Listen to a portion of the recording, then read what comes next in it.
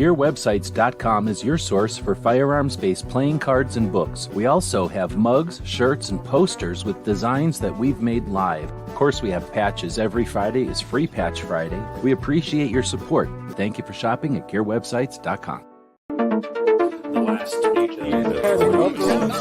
now, I've got a few words from some of my brothers and sisters in the occupied zone. The chair against the wall. The chair against the wall. John has a long mustache. John has a long mustache. It's 12 o'clock now. Another day closer to victory. And for all of you out there on or behind the lines, this is your song. It's 11:59 at Radio Free America, and this is Uncle Sam with music and the truth until dawn. Right now, I got a few words for some of our brothers and sisters in the occupied zone. The chair is against the wall. The chair is against the wall. John has a long mustache. John has a long mustache. It's 12 o'clock, Americans, another day closer to victory. And for all of you out there on or behind the lines, this is your song. And welcome everybody to our daily gun show. We come to you live every weeknight at midnight Eastern, and we talk about guns for about an hour. Each night we have a different feature, a different topic. And on Fridays we wrap up the week. Eventually, we try to get this thing down to an hour so that we can also take a look at industry on Fridays. So as we can move on past some of this political stuff, we keep a focus on the bigger picture, which isn't just our defense of our rights, but enjoyment of our technology and the infrastructure, what we got. And we're in a pretty good place in 2022. So in any case, until we get to that point, what we do on Fridays is take a look at what content has been created that's focused on our Second Amendment. We do that in a couple of different ways. Oops. And we do it here live. And this is, let's call this the middle of it all, the center of it all. We go live throughout the week. We prepare for this show by creating this video and putting stuff in the description. And we're screen sharing that right now, so you can see the description of this video. It's kind of boring and long. We use up all of the 5,000 characters that YouTube lets us use here. So what we do is instead head over to our Patreon, which is what we consider our blog. Thanks to the 148 people that support what we do by subscribing to our Patreon. And you'll notice there's a scroll at the bottom of everything that we do that says thank you to those people that make it possible for us to spend time on this without a bunch of commercials or product placements or any of that stuff. I really do appreciate being able to offer a focus on Second Amendment. Doesn't quite pay the bills, but it allows us to even contemplate doing this. The other thing that it allows us to do at the Patreon blog is add some formatting to the project or the presentation here and some photographs and stuff like that.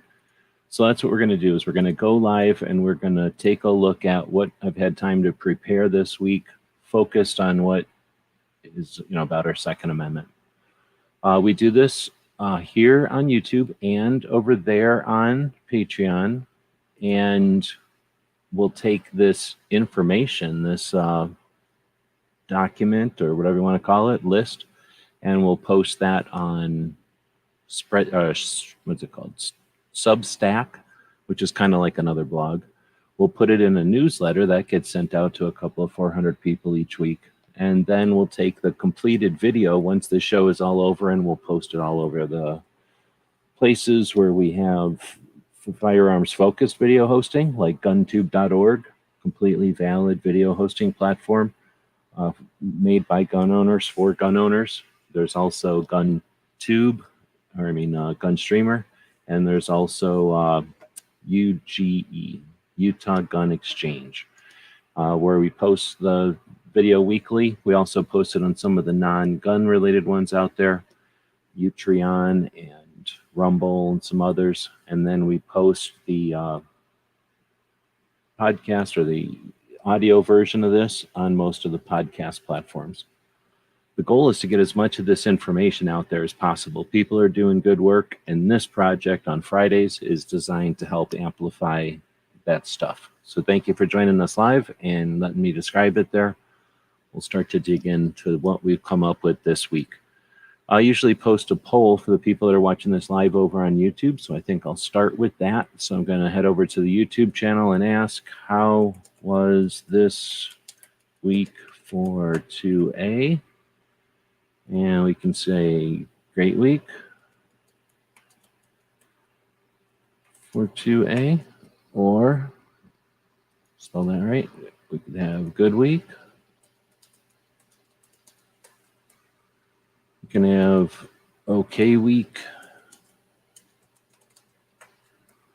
And then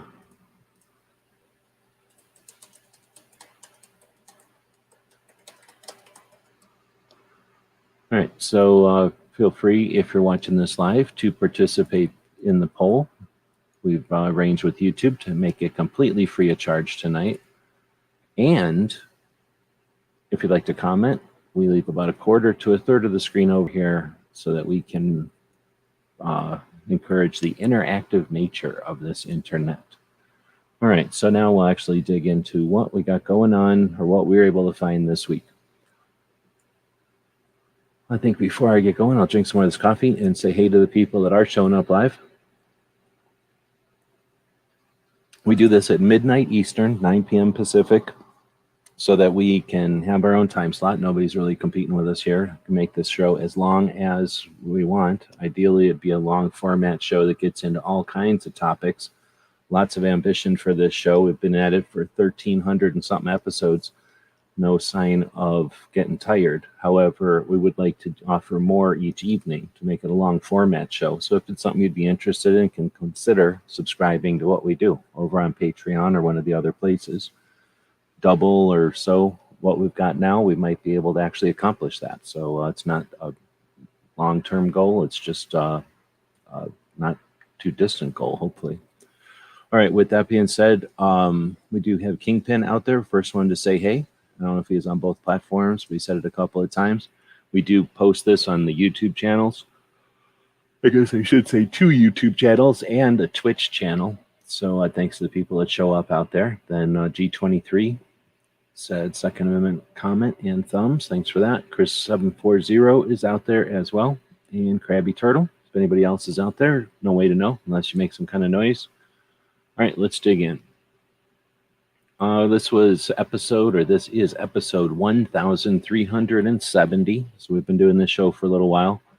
This week went pretty quick. I've been doing some things. We had a couple of different projects this week and just seemed to zoom by. So the question is, do we get anything accomplished for 2A?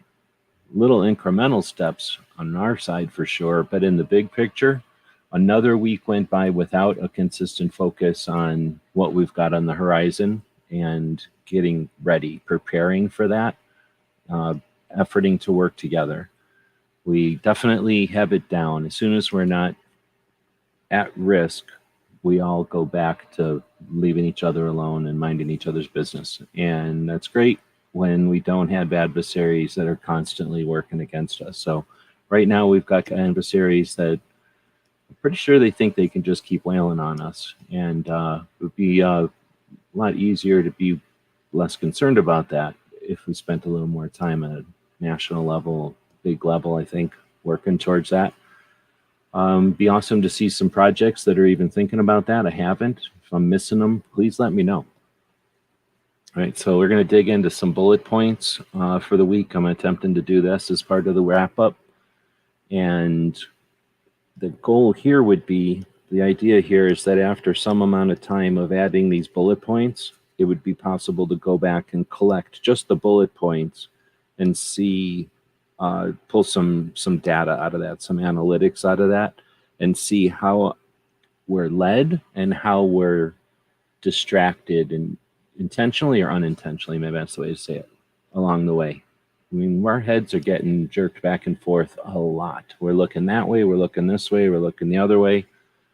And how many times are we deciding where we're looking versus how many times do we hear the dog bark and we turn to look at it?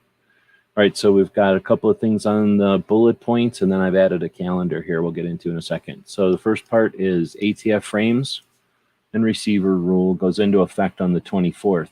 So my question is, has anyone talked about that? Is anyone paying attention to that? Is anyone with the ability to get conversations going, having conversations about that, paying attention to it? Next up is 24 sheriffs in Missouri resisted some audits that are happening. And then we had New York bans the police from carrying off duty, kind of a virtue signal, weird push. You got ATF collecting these triggers, suggesting that they're machine guns, and then get what's-her-face voted out. Liz Cheney got voted out. Potentially for gun votes. You've got 1,000% excise tax bill coming around in the House that there's debate on whether or not it'll go through anywhere. And then I just heard that there's a Ohio red flag bill hanging. I'll do my best to post things in here. However, the goal here isn't to create an opportunity to watch the news, but instead monitor how many things are coming by.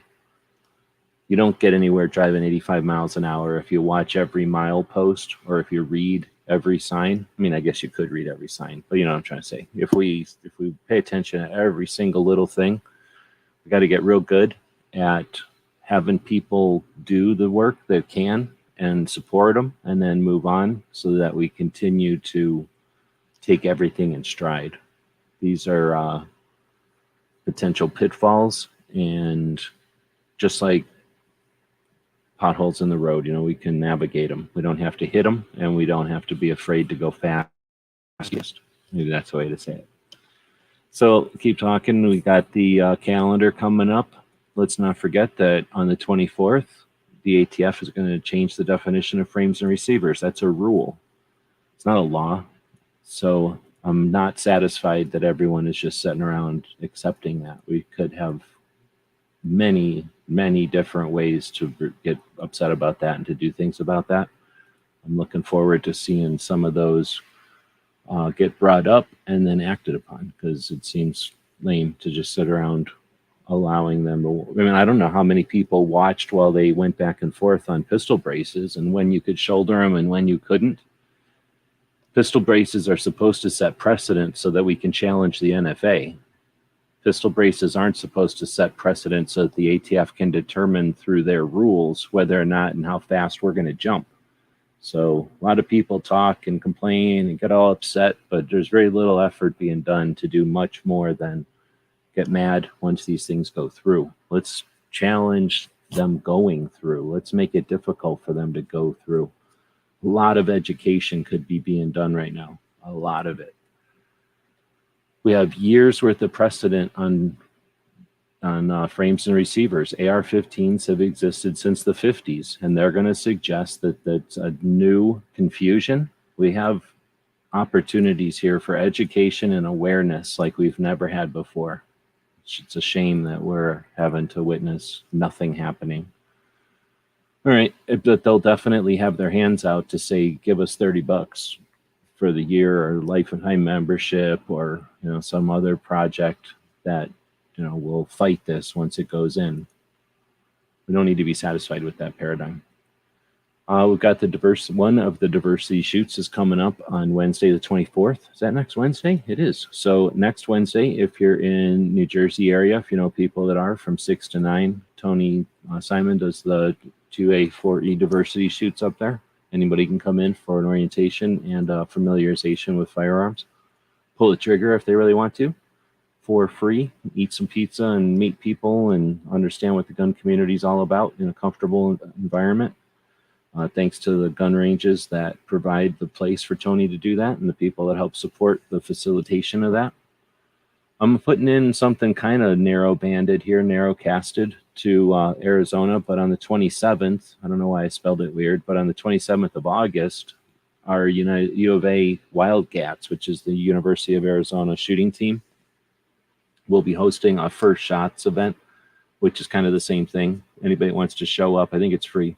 I think it's a NSSF curriculum, and people can show up and get some orientation, some first-time awareness and pulling the triggers in an environment that's at a county range here in Tucson, and with the University of Arizona shooting team as their instructors. So pretty comfortable environment. And hopefully that's something that they're offering at the school as well. So giving their peers an opportunity to learn from other kids, or, college kids, whatever. Then you got the DC rally coming up in September. If I could have put a space there, I would have. On some of the other things, I spaced these things out between the months. So that's the stuff that's happening in August. If I'm missing stuff in August, let me know. I might be missing in a rally or two in here also. But we do have a DC Project rally. That's the ladies of the DC Project are assembling in Washington, D.C. on the 16th. And I think that's open to people to hang out and check it out. On that same weekend, the 16th and 7th, or the 17th and 18th, is Dragon Man's annual machine gun shoot. Towards the close of the year, he hosts a machine gun shoot. Pretty awesome. We've known people to go to that for the last couple of years now. Then on over the switch between September and October, the 30th through the 2nd, the Gun Rights Policy Conference will happen in Dallas. AmCon, the alternative media thing, happens the Friday before that. Let's see. Then we've got Oklahoma events. We have October events. Kalash Bash is happening in October. That's a Texas. Well, it's a Kalashnikov-based event in Texas that's been going on for a few years. That's a multi-day event. Big Sandy is the world's largest machine gun shoot. It's not quite easy to get to, but it is open to the public, and it's a lot of fun. It's very impressive, to say the least. That's a 3-day event in Arizona, in the middle of nowhere, Arizona. Then right near there, potentially the next weekend. How does that work out? I didn't even pay attention to that. But you could go to Big Sandy in 14th through the 16th, and then go up to Vegas and hang out in the next weekend, be in Red October. So that's pretty cool. So technically, somebody could go to Kalash Bash and then go to Big Sandy and then go to Red October and go to 3 of the biggest machine gun shoots in the country this year and spend all of October on the road. That'd be pretty fun. And if you do that, if somebody does do that, I can tell you about some museums and gun shops on that route. It's actually they're in a row too, so that'd be pretty cool. Then you got November, and you got the Wanamaker Gun Show, the largest gun show in the country, which makes it the largest gun show in the world. It's a couple of days only, in November 12th and 13th. That same weekend, USCCA has a meeting in Texas, I think, where they get their members together. And then the SAR show, so the largest gun show this side of the Wanamaker show. And that happens the first weekend in December at the Phoenix Fairgrounds. Well, the Arizona Fairgrounds in Phoenix. Dragon Man's, there's GGW. Dragon Man's looks pretty good. It does. It's awesome. Chris is getting some editing done. All right, so next, like I mentioned, we do have this information that we're going to be reading through here on our Substack. If people are checking that out, let us know and say hey or whatever. I think you can leave comments over there. That's an interesting way to get this kind of information in a newsletter, except it's more like a blog you're getting a link to the blog. You're not getting the newsletter, but you get alerted when things get posted on people's Substack. So it's a blog that gets distributed over there. And there's quite a few 2A people over there. I think you can check out the people that I subscribe to over there. Then we put this in a newsletter. Don't sign up for it if you don't like it because it costs money. I'm looking for people to spend money on that don't want it. But there are people that just would rather get this stuff in an email, so we do that for them. And then this video that we're showing right now. All right, so we always start out the week with the most 2A stuff at the top, and as it goes down, it gets a little bit less 2A, or at least less focused on 2A. And we're going to start off with Suicide Prevention Saturday, which is a project that Brooke Cheney's been doing for quite a while now. And it's an effort, a consistent effort to offer brief, constructive, useful videos each Saturday to create awareness and opportunities for education for prevention of suicide, knowing that 2 out of every 3 deaths that occur from a firearm are suicides. And we know that those numbers are included in the numbers that are used against us. In every way, everyone wins when we can help create awareness for suicide prevention. There's lots of different ways to do it, and Brooke provides those tips, techniques, and inspiration and motivation each Saturday. It's also just a great effort to see somebody who's passionate about something in the firearms and the Second Amendment realm, who's able to act on that and be effective. So it's great motivation just to know that she's out there doing it. So I highly encourage you to participate and to promote what she's doing and encourage her, but also listen to what she's got to offer. She does great,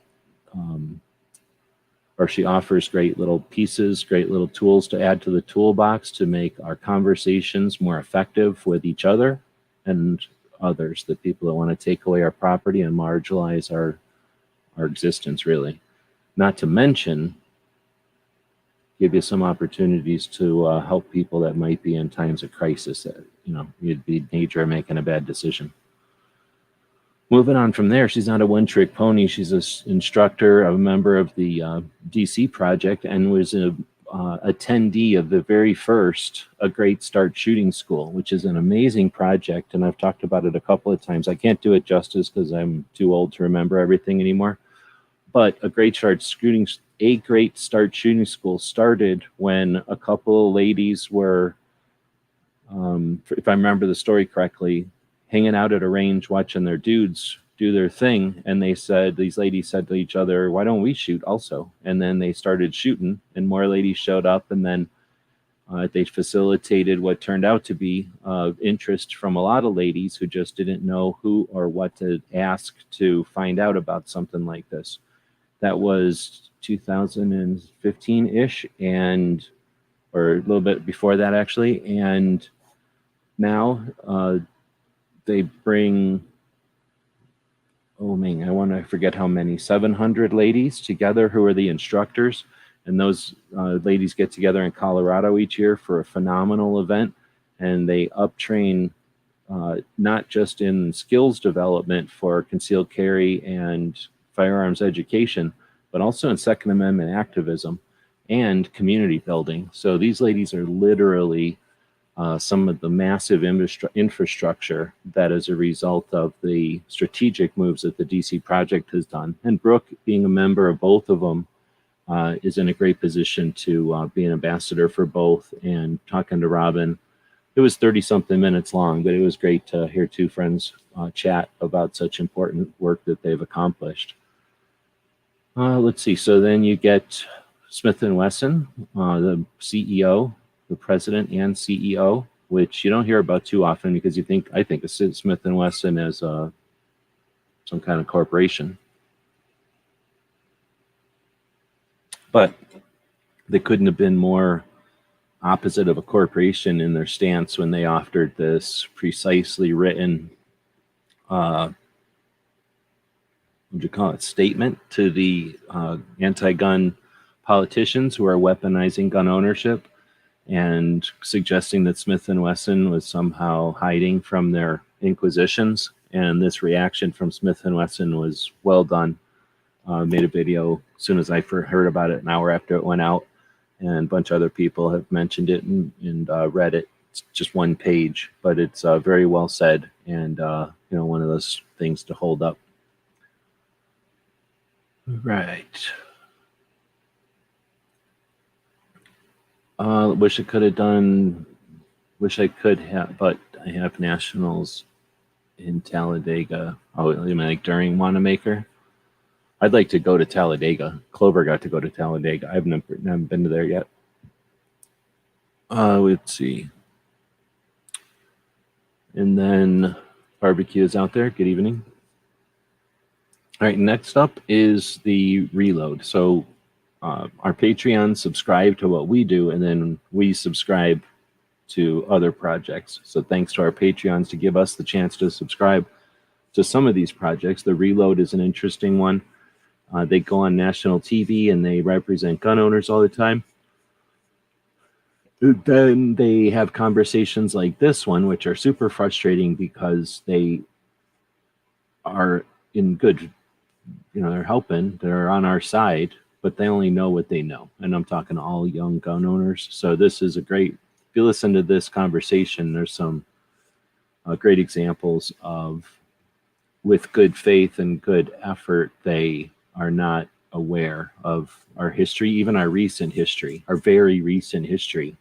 So this was an interesting one. The Reload has given me lots of interesting topics, even though I don't, the topics aren't specifically about what they're talking about. The way that they say stuff and the way that they present things gives me a lot of insight as to how the new generation of gun owners are perceiving the gun community and history.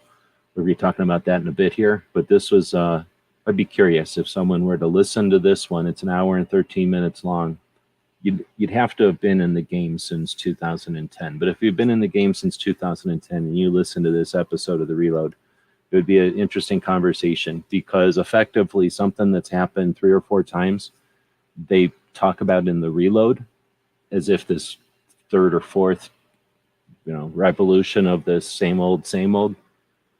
They talk about it as if it's the first time it's happened and it's revolutionary. They don't realize it's literally revolutionary. It happens on a rotating basis, like on a revolving thing. It keeps happening.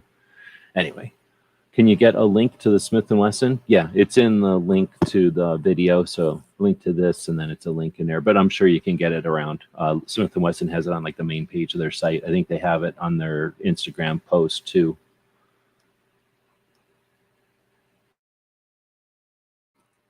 All right, so next is, otherwise this Reload was okay. I mean, the part about Walk Talk America was just fine. It's after they talk to Walk Talk America and they just start talking to each other, it's very obvious that the current generation of firearms or gun owners, activists, don't know the history of gun owners. So they're on our side and they're in good faith, I think, but they just don't know. I don't know if it's necessary for them to know, but realize they don't know this. No one could. How could you know the stuff that you haven't experienced? Next, we get a link to Mike Deddy's book. It was fun to be able to hook up Mike and Toby. Hopefully they'll have another conversation. They had a quick conversation on the radio show we'll mention in a bit, but they have a lot in common, and it'd be interesting to hear them have a longer conversation. So I have no idea if they will, but I figured I'd post a link to Mike's book here. So if you don't know, Mike Deddy is a guy here in Arizona. He's a writer, and he was an FFL, and he did FFLs from the gun shops mostly, from gun shows mostly. So in other words, he would set up an elaborate setup at a gun show, and that was his store. He was an FFL, but mostly through the gun shop. Every once in a while through his home, but just really for friends and cartel members. But one day he was set up at the gun show, and I've always known Mike because he was the only one that ever had AR-180 parts. Anyone wants to know, like back in the day when I had an AR-180, Mike was the only one that I could ever get accessories and stuff from. He worked with Armalite and stuff. So when they came out with the new AR-180 and whatever, I always talked to Mike way back in the day. Anyway, he would set up those tables. He'd have like a whole island of tables at a gun show, a pretty elaborate setup. And somebody came up to him one time, and I think they asked for a whole bunch of AR receivers, AR lowers. And back in those days, all you could buy was like a Rock River lower that was fully assembled with the stock and everything. There was no lower empty, like that wasn't a thing yet. So anyway, somebody had bought a bunch of lowers off of them, or maybe it was the fact that they bought strip lowers, and that wasn't a thing back then. You either bought a lower and it was a rifle and you just bought it as a lower, save money or something, but it wasn't like now where you just bought 5 lower receivers and nobody cares. It was a big thing. So he went to his FFL person and said, hey, I think something's going on here because of the way that this purchase is going down. And they went, yeah, go ahead and do it. That sounds like a good idea. So what happens is Mike does what they say. He lets the sale go through, and he effectively becomes what they would call an informant. Helping to work with the ATF as a non-government agent, doing his thing, but as a confidential informant. However, typically confidential informants are criminals trying to get out of something, trying to get out of a crime. So what happened was the lack of the ATFs having any, and probably most of governments having any kind of a system or infrastructure set up for a decent confidential informant. They ended up doing some really heinous stuff to Mike, and definitely sloppy stuff as far as law enforcement and interdiction. So Mike wrote a book called Operation Wide Receiver. After all, he was a writer, and he did go through this ordeal for years. And after Wide Receiver was quote unquote successful / not a massive public relations failure yet, it escalated into Fast and Furious, which everyone heard about when it got too big, blew open, and embarrassed the ATF and the government and all this.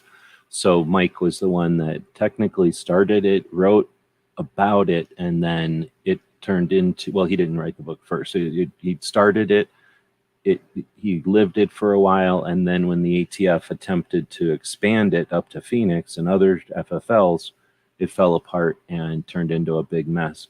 So Mike writes about that aspect of it. Then a couple of years later, it comes out as a paperback, a little bit cheaper, and that's what this is. So his first book was actually called Guns Across the Border, and it's a hardbook cover. Anyway, I put it in here if you want to check it out. It's an interesting book. It's not difficult to read, and just because Mike was on the show, I figured it's timely to talk about Mike's story. Unfortunately, we typically only talk about it on the anniversary of the Border Patrol agent, Brian Terry, who was killed with one of the AK-47s that got walked across the border under the ATF's instruction. So it not only backfired and didn't work as far as their interdiction or their detective work, but it also caused the death of a Border Patrol agent. And that's just the death it caused. I mean, obviously lots of, if those AKs were in the hands of cartels doing all kinds of shady stuff around the border, willing to shoot a cartel, shoot at Border Patrols, who else were they shooting at? Who else were they annoying or rooting around? Really, it's kind of dangerous down by the border, and that's an indication of, wow. All right, so then we get going on to kind of another mix match from the Cape Gun Work shows this week is the Veterans Top Shot International. I probably should have put that into the list up here. So that one's coming up on the 10th of September, and that's a two-parter. It was a golf match and then a shooting match to raise funds and awareness for veterans. The match for golf happened earlier in the year, and then the shooting match happens in September. Something like 100 shooters, 96 shooters are divided up, and they shoot a bunch of different guns. Because of laws in Massachusetts, it sounds like you don't bring your own guns to this match. You go there and shoot those guns, which I guess kind of levels the playing field in some aspect. Anyway, it's an interesting project, so I want to just throw the link out there to let people know about it if you happen to be in Massachusetts in September. As an indication of the kind of stuff that Gun Owners of America is putting out this week, we've got all this other stuff that we are being distracted by and whatever. And I guess in an effort to just have consistent content come out, Gun Owners America posts this 7-minute produced video of something that happened weeks and weeks ago when Antonio was at the testimonies for the House. So this is something that happened a while ago, and I don't know if they're just trying to reuse content or if they're trying to keep a level of people being upset or something, but I don't know. But effectively, it's them doubling down on the accusation by one of the Congress people when they were talking to Antonia, who was minding her business, just sitting there listening to the testimonies or whatever. They said, hey, you on your Instagram thing, it says you wanted to get rid of the ATF. Is that true? And then she goes, yes. And I don't know, it wasn't a big deal. It wasn't even really mentioned at the time. So now later, they're doubling down and making sure everybody knows that that is their goal, that is their objective, that the ATF isn't necessary. However, they're not just irrationally saying there shouldn't be an ATF. They, in the 7-minute video, they put out like a plan, some steps that would be needed to be taken in order to remove the responsibilities and obligations of the ATF, so that you don't just remove the letters and change the infringements to other people, but instead remove the infringement so that there's no need for the enforcement and regulation. Needs to be mailed out? What do you mean? I don't know. I mean, they could put a poster. I don't know. Nobody's going to read the poster, but it is certainly nice to see Smith & Wesson, making that public statement for sure at a time when, people like to complain and moan all the time about everything. All right. So I like to post stuff that's happening, good and bad, and hold people to task and give them kudos when they're doing good stuff. So Jared over at Guns and Gadgets gets a lot of flack from people because he's probably way bigger than the people that are giving him flack. And then he sells coffee or something. So at least he's doing stuff, and he's the only one at the size of 526,000 subs that is continually, exclusively talking about gun and Second Amendment stuff almost completely. I don't think it's working for him because he's making some kind of a car channel. That's never a good sign. So if you've been around for a while, you know what happens when a channel starts making new channels. It means they're getting sick of what they're doing. So I don't know how much longer we'll have Jared around, but obviously whatever it is that you get into, well, I don't want to get into it, but this video here, he's talking about sheriffs in a couple of different states, in Missouri, telling the ATF, or the FBI, I guess in this case, that they're not going to submit to their inquiries about who has CCWs and stuff like that. Again, this is something that we want to keep our ear to the ground and know about everything that's happening? Do we have the ability to react other than getting upset? If it is just adding noise to get people upset, if it's just throwing blood in the water to get everybody upset, then it's useless. But if it's dropping direction, if it's offering insight to people who are actively taking care of business, then this is what we could potentially be using. So I don't know. Is Jared a part of any of the GOA or anything like that? I don't think he is. And I don't know what the other people who claim to be representatives of the GOA do, because I don't follow them. And unless they're doing it really loud and in some way I don't hear it, I don't think there's much leadership at the national level groups as far as here's some things that need to get done. How are we going to accomplish it? It's just more of here's the form you can fill out that we wrote. Anyway, so next, Jared's saying they're coming after everybody's toys. So, he's putting stuff out there and he's getting big, getting people aware of this stuff. But how good is it when you've got how do you get big? You get big by keeping people paying attention, and you get people paying attention by suggesting that they are coming after toys when it's a rogue weirdo in New York complaining about toys. So again, things that need to be on our radar. If we have active participants taking care of business every time something gets mentioned, okay. But if it's just throwing blood in the water to keep everybody upset, so it's one of the things that we're going to have two ways of looking at everything, and keep that in mind as people critique and congratulate each other. A lot of these people are getting paid to say how great each other are, so gotta filter that out. Speaking of getting paid to say how great each other are, I don't get paid nothing to say how much good anybody is. So I'm gonna call people out and I'm gonna congratulate them as much as I can. Our goal here is to offer a focus on what's happening for the Second Amendment, right? So all the rights all the time. FPC files a brief in a First Amendment lawsuit. So FPC, Coffee with Craig, him and that other lawyer guy with all the tattoos. Oh, wait, all the lawyers have tattoos? Yeah, what are you going to do? So it's the one lawyer who wears a hat and with the tattoos. They were talking about how somebody in Minnesota said something to the police on their Facebook, and then the police deleted it, and now the police are getting sued. So we've got the redefinition of receivers coming on the 24th, and instead of national level organizations offering leadership, direction, or at least some constructive potential something, conversation, or at least something, we're getting a First Amendment lawsuit against somebody's Facebook post that was deleted in Minnesota against a police station. So next, this guy, Professor Yamane, he posts a lot. I don't repost people's stuff unless it's worth reposting.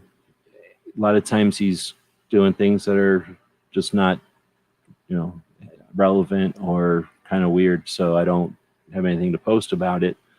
This time he posted 5 of his top 10 videos or 5 of his top 10 books that he likes that are so good about 2A.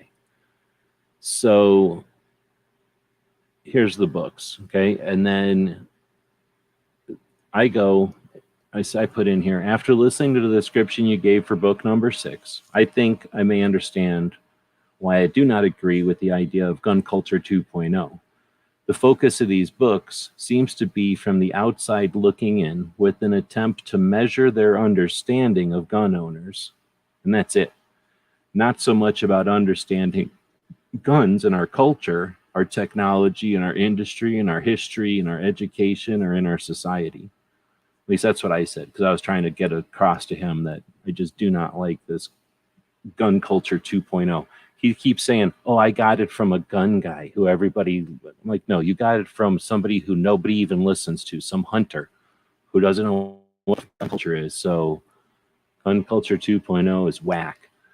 So then Dave Myers, I don't know who that is, Dave Meyer says, and I like this a lot, that's why I'm reading all this.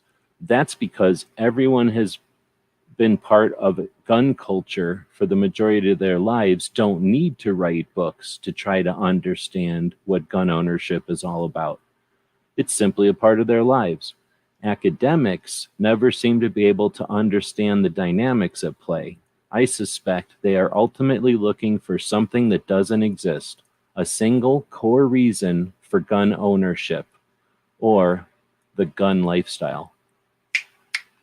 So thanks to whoever Dave Meyer is for summing that up. Here's the deal. 179 views and not one other comment.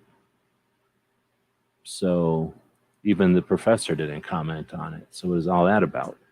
So I think that's what we're figuring out. At least I think I've come up with something. And I think that's that some people think that gun ownership is like, I don't know, freaking being glucose intolerant or something, and that you get prescribed, you're a gun owner, and then that's it. You just go buy a pill and you're a gun owner. I don't know what they think, but yeah, they keep thinking that there's like gun ownership and not gun ownership, and that's the two states of being or something. So I think that was an interesting realization this week. Is that the way to say it? I'm going to flip over and look at the polls. It's been a little while. We're at 10 people in, and 7 of them have voted. Great week for 2A is at 20. Good week for 2A is at 40. And okay week is at 10. So I'm interested to hear why people think it's a good week for 2A. So feel free to throw in here why it's a good week for 2A. Let's see. So Barbecue is saying, I will have to see if I am still subbed to Light Overheat. I haven't gotten notifications for that guy in a while. Maybe you're not, because he posts almost weekly. I haven't included anything because for a while there, he was getting kind of weird.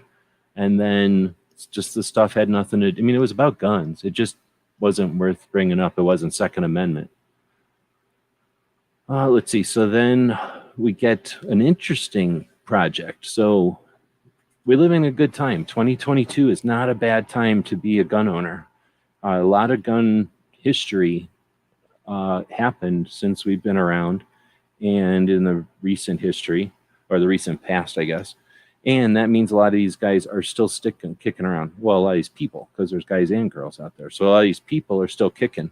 Bill Wilson's one of them. Massad Ayoob is one of them. But some of the people that ain't still kicking are the people that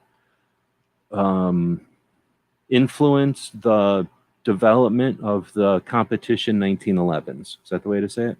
And this video is about 8 minutes long, so it's not super long. They're really playing the recipe really well.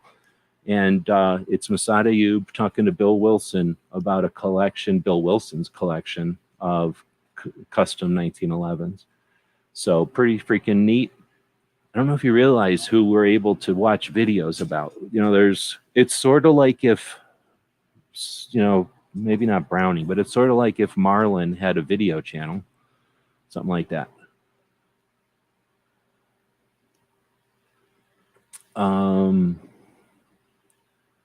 Joe, what do you think about the 2A summit that Joe, I'm like, who the hell is Joe? Now I know who you're talking about.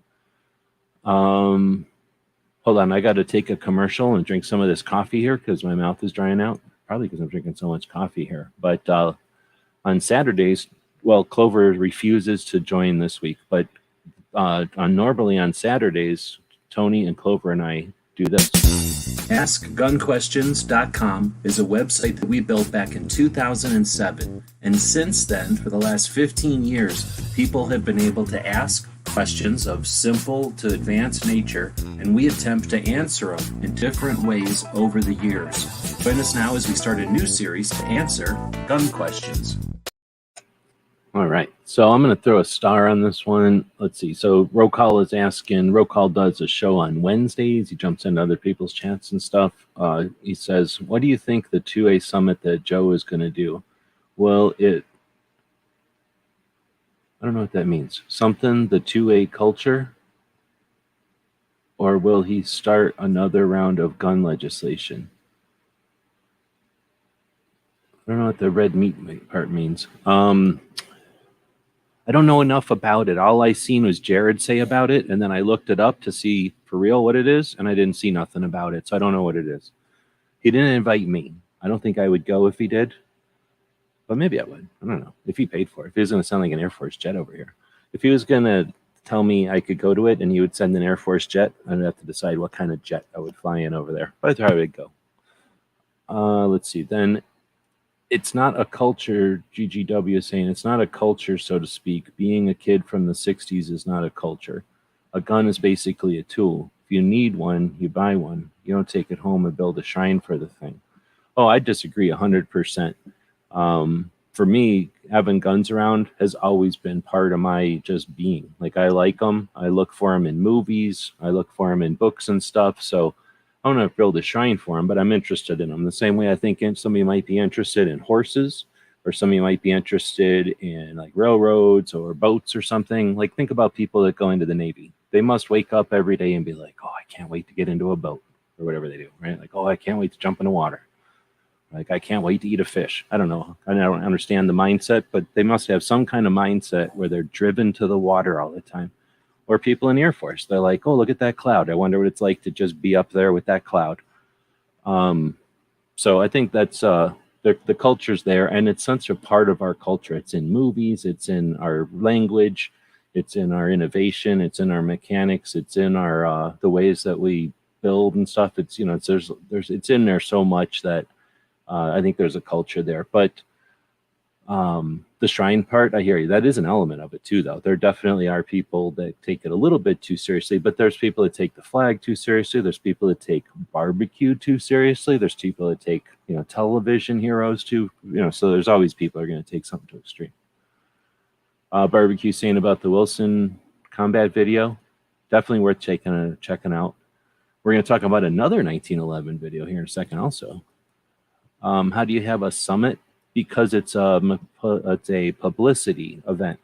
It is a way to give credibility to the organizations that give you political, whatever, resource, right? Backing, and whatever. And you want to give them credibility. So, I don't know. They did one in 2012 also, 2013. And right after SHOT Show, they did one.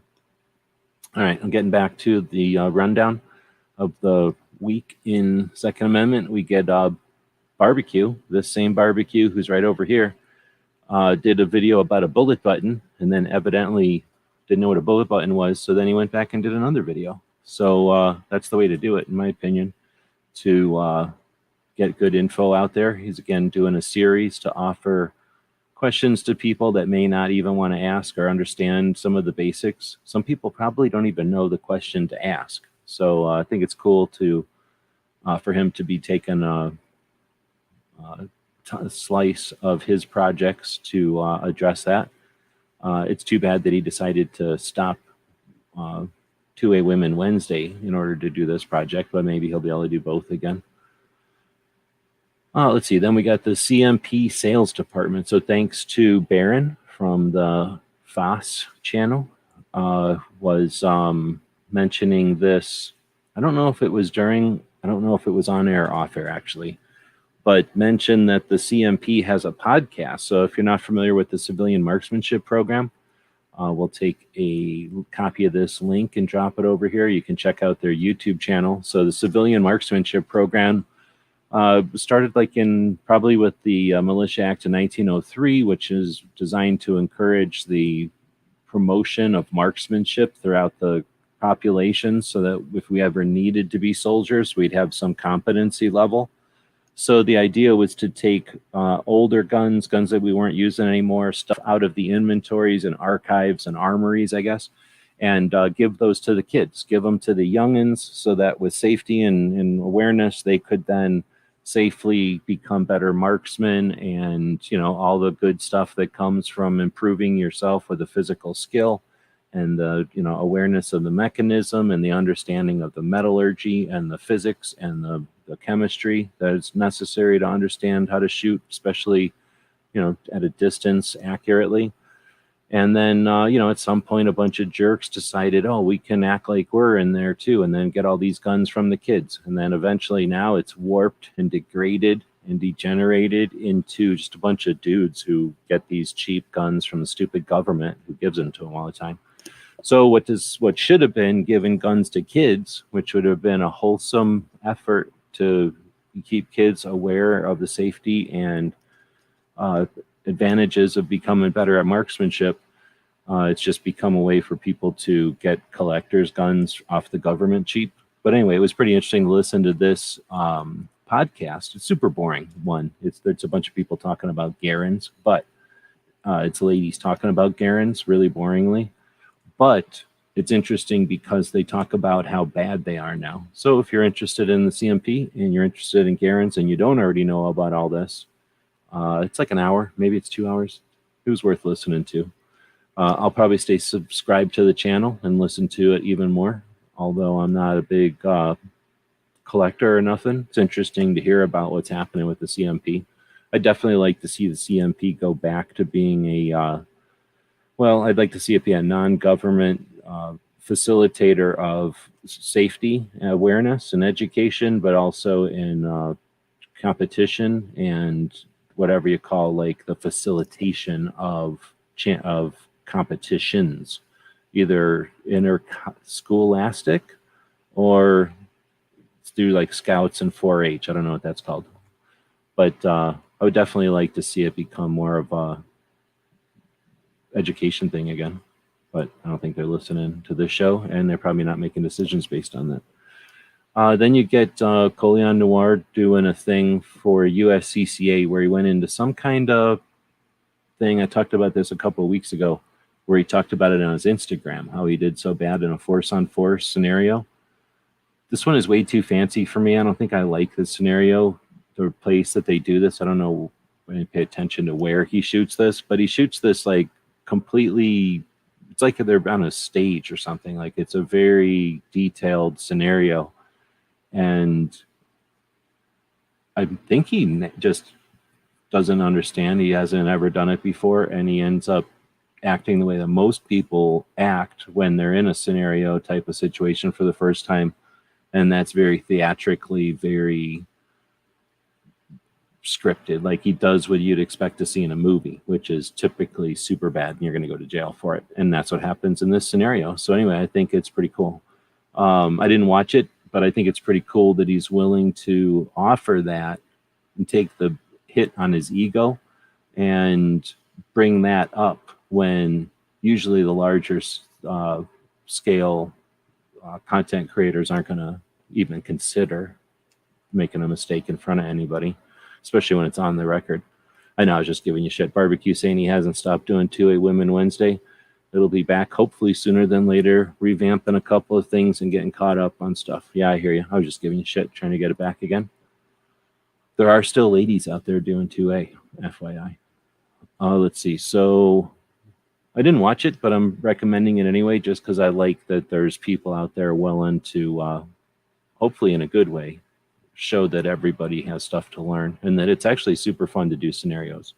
If you don't mind learning how bad you are, scenarios are awesome. If you've got an ego and you can't handle realizing how bad you are, then you're not going to appreciate a scenario type situation. But I would also throw out the caveat that I've been to some pretty decent scenario situations, and just by watching other ones, I can assume that they're not always good. So I'm not going to say that they're always good, but they can be very good. And I'd be curious. Not enough people that I chat with have done any kind of scenario training, so I'd be curious to hear what people think about that, if they've ever done it or tried it, or once they experience it. Another way to experience scenario training on the cheap is be a role player. Sometimes I'm not going to let you be a role player unless you've been an alumni or you've been in the course. But being a role player, being one of the people in a scenario, you're going to learn from every student's, errors, because nobody does them right. So you're going to learn from everything. But often, depending on the type of class, if any kind of coaching is done with the role players aware, sometimes there's like a specific reason not to. So it'll kind of depend, but there's so much to learn. And then there's all that time when you're waiting between scenarios. You've got the opportunity to talk to the other role players. And often those are other people that are just as interested in the tactics and techniques and awareness that, that kind of training can help you create or foster. So super, super good stuff. If you haven't been to Force on Force training, I recommend tactical response, but if you can find something that's that level or better, then I'd encourage you to check it out. Speaking of that level or better, we got Gizzard, who was in here earlier, I think, does a long format show once a week. Oh, wait, not just once a week, twice a week. Was he in here? Maybe I was crazy. I thought he was in here. Okay, I'm crazy. Wasn't Gizzard in here? No, I'm crazy. So maybe I thought it was Gizzard, but it was really G23. No, Gizzard wasn't here. So anyway, Gizzard does a long format show on Fridays and another one on Sundays. Every once in a while, I like to link it in here because it takes an exceptional amount of stamina to do a 4-hour show, period. Try to do a 4-hour show, right? Nobody's going to do it because it takes an incredible amount of effort to do it. And then he does it every week. And then he does it Fridays and Sundays. So each show is a little bit different. The Friday shows, everybody's been working all week and they're awake and they're probably drinking. On Sundays, it's the opposite. People are just waking up and it's the weekend. So it's a little bit different speed. But again, it's not something that I take very lightly. I appreciate it a lot. There's no guarantee. There's no obligation for the internet to provide places for community to happen. That only happens through intent and tremendous effort. So let's not forget the people that take the effort to create the places that we are able to chat.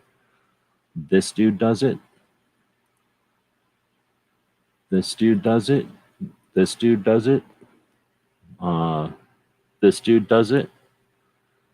We got this guy hangs out in the places. I don't think he's hosts them. This dude hangs out, but you know what I'm talking about. We've got a bunch of people that create the places where people are able to hang out. So I want to say thanks to Gizzard for doing that. Let's see. Then we got Jenny J, who also hosts live conversations. A little bit different. She doesn't have a bunch of dudes hang out in there with her, but she does bring on guests, and she does have long format shows focused on guns. Sometimes Second Amendment stuff. She allows Second Amendment stuff for sure. She's just starting out. But she also did a interesting 1911 review. So we have the one from just a minute ago with Bill Wilson, and then on the other end of the scale, so you've got Bill Wilson, pretty much household name. Wilson Combat is a household name. Been around since 1977 in the industry with respect pretty much since then.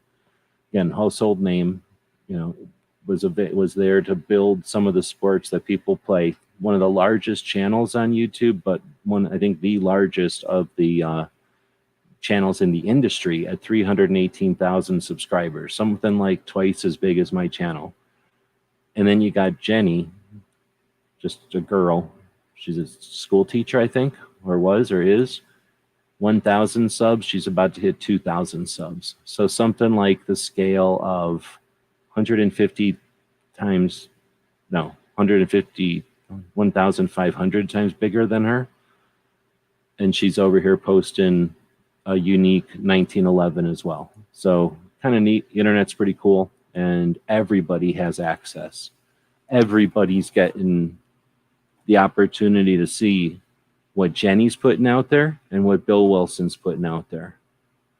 And I think this week, actually, there was a video from Toby at Cape Gunworks that they put out at the end of one of their shows this week, talking about their visit with Nighthawk. And I'm sure that'll go up as a separate video, but I didn't see it go up as a separate video yet this week. So there's going to be lots of, 1911 focused stuff in a little bit. Let's see. Except for Brooke, when she moved to England, she said she's gonna, well, she's not moving back. I thought she's just moving to England. So then Barbecue is saying his internet issues are worse than initially thought. I have to have the internet provider come out and run new lines. Oh, okay. Yeah, that sucks, dude. Wish somebody was closer that knew how to run lines, because that is not difficult, and it is fairly inexpensive to do. It's just time. But that sucks, dude. So next up is, after Jenny, which I didn't even mention, she's talking about this interesting silhouette. I think she said it was for silhouettes. Or maybe it was bullseye. No, I think it's for bullseye shooting, because it shoots wad cutter. So it's a wad cutter, 38 special wad cutter, 1911. Back on the day, you'd think you'd shoot a 38 for the speed, right? You'd get a nice flat shoot, nice flat trajectory with a 38 going really fast out of a 1911. Speaking of flat trajectories, we had our first successful preview with Alexander from the auction house. So now when the auctions are coming up on Tuesdays, we'll be able to go live with Alexander and check out some of the stuff via the website. And even if someone has a question or something, he can turn the camera on and go run and get a picture, get a video of the underside of something, or what's it look like, on the other side that they didn't take a picture of yet or something like that. They usually do a pretty good job at taking pictures, but like I say, we'll have an opportunity for most weeks now, especially when there's gun auctions, maybe not on the weeks there's no guns, but on the gun auctions, we'll get together before the auction and chat about them, but now with the people from the auction house, and not just their awareness and like insight on the auctions, but again, at the auction house with a camera. So if we really want to, they'll turn the cameras on and bring the item over, or take the camera over to the item so that we can really check things out for any potential bidders. And I'm super happy about that, because I got a bunch of stuff coming up. I think I can go over here and click on this and show you all the stuff. We got some Sega magazines coming up. One of the Bulgarian kits is coming up in 3 days. Got a whole bunch of old-fashioned ammo that's super crazy old and collectible. That Geiger counter with the, I forget what they call these things, dosimeters, and then the little recharger thing that charges up the dosimeter. So you put these little pens in your pocket, and then they change color when you got nucleared. And then this thing is a Geiger counter, and then this thing is the thing that charges up the little pens. So basically, if you walk around nuclear silo, you're going to get one of these pens. And if the pen changed color, you know you got nucleared. We got some other ammo coming up and a bunch of Sega mags. So if you know anybody that's got a Sega 12 and they want to buy a bunch of magazines, I'm closing them out. All my Sega magazines are up at the auction. And then there's a couple of other parts kits coming up in 17 days, 38 days, and 45 days. Also, the ammo collection is coming up in 40 days. So we'll be mentioning that stuff periodically. And I'll be spending more and more time doing that because I'm not quite cutting it with funding and stuff. So we'll be spending more and more time with that. And thanks to the people that participate over there and the people that help share that stuff around, because really that's about getting people's eyeballs over there to find the people that might be interested in the weird stuff we're selling over there. Let's see. Then we had, I don't know why I have it in there like 4 times. Then we have the overnight. Happens every Wednesday after the tactical quiz. And every other week they do the overnight. So I should have said the mouse party happens every Wednesday after the tactical quiz. The overnight happens every other week on Saturday. And I think last Saturday they talked about gun safes. So pretty good conversation. Let's see. Yankee does stuff once in a while. Recently, he had a drive or a campaign to raise funds for some puppy shelters and Seven Wonders cats shelters. So $11,000 got raised. I forgot how long they did that. Just putting that out. Yankees friend and often does stuff like that. And it's not quite Second Amendment related, but it's a bunch of Second Amendment people that participated in that. Now, Kingpin was out here earlier, and evidently he's working with some of those undercover types, the people that sneak cameras into places. And he's got some footage from a Glock meeting. Here's the thing. I let him know in the comments also that this was a Glock meeting way before we got Ice-T. So now we have Ice-T at these meetings. But the other thing is you shouldn't be taking videos of meetings that you're not a member of. I'm just saying. Then we have Seven Wonders posting a spider video, even though it isn't technically gun related. He hangs out in a lot of the chats and stuff, and it was a pretty interesting video looking at a spider web he's got there. Posted that one. And then again, not necessarily gun related, but Pat and Bunker is constantly in gun conversations. And he posted a pretty cool video about these 3-wheelers, which are super unsafe and super dangerous, and they should be banned. Also, nobody needs that many ATVs, really. So I feel like, number one, some of them he has are too powerful. Also, he has too many of them. Also, they don't have enough wheels. And also, some of them have too many wheels. So, you know, motorcycles are okay, cars are okay, but where do 3 wheels come from? Sounds dangerous to me. So I think 100% of the people that fall off of a 3-wheel vehicle fall off of a vehicle with 3 wheels. Those are stats that you can't deny. So we're going to move on. Chris, who was out here earlier, may or may not still be out here, posted a video with getting some of the loot from the, I think this was from a super chat thing. I don't know if this was from the tactical quiz, but I do appreciate it when people post stuff. So 1, it lets us know it gets out there, but 2, it gives us something to link back to brag about that got stuff out there, but also to give us a way to link back to you, because we do appreciate it when people purchase stuff from our store. So when you give us a chance to link back to you, we're going to do that whenever I can. To you know, our store is not big, but it's probably bigger than some channels, and if we can link back, then that's the point. You know, let's give you as much bang for your buck as we can. So again, thanks for that. It helps get the word out, and it's also good to know, because we lose stuff, and I don't like to lose stuff. Right on. Thanks again. And thanks for the thing that you sent. I appreciate that. I'll have to go over and check when that's coming. Tricycles aren't meant to go that fast. Otherwise, they'd have another wheel on them. I agree. I'm not saying they should be banned, but maybe some of them should be banned some of the time. And for some people, like if you're trained on 3 wheels, maybe. But anyway, let's see. Allen Anchor is another patch company, and they have their Electricity Kills patch. One of my favorites is now back in stock, and for some reason I didn't put a picture of it in here, even though it's a patch.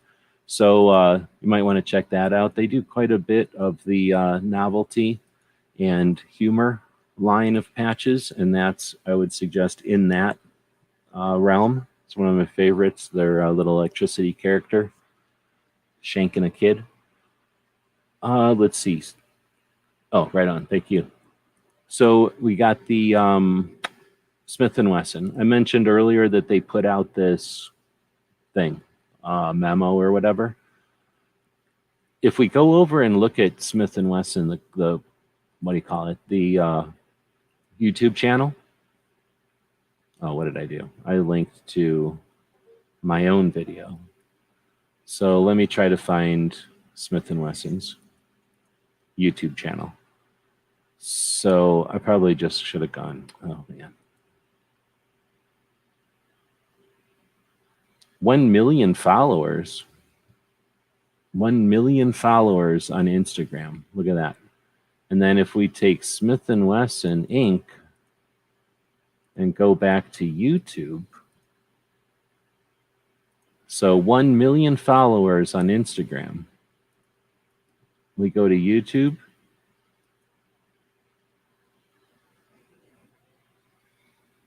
Let me filter that to channels. Ugh. Let me get rid of some spaces and add some things, and then search by channels again.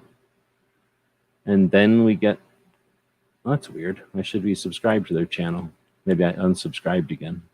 So now you get to their channel on YouTube, Instagram, tiny little thing. Nobody even pays attention to it. 1.1 million followers, right? YouTube, the second largest search engine on the planet. Everybody uses YouTube. 129,000 subscribers.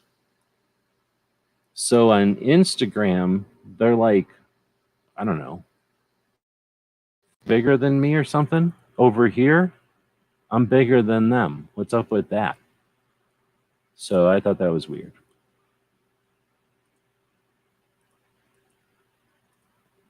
I'm going to check the poll since I'm over here, I guess.